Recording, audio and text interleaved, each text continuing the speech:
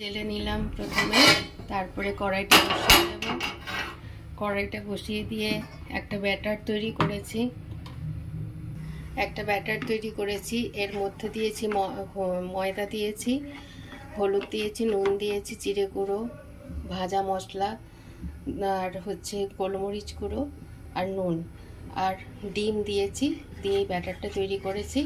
এই ব্যাটারটা এরপরে আমি একটা ব্রেকফাস্ট বানাবো, দেখতে থাকুন। প্রথমেই সাদা তেল দিয়ে দেব। এটা সাদা তেল দিয়েই বানাবো।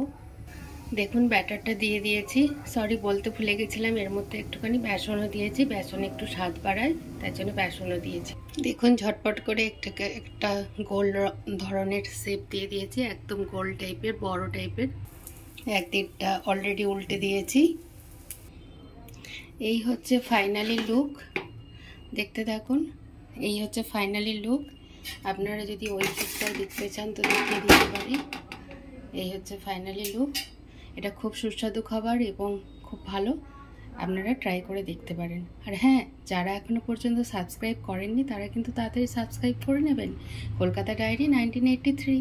টাটা।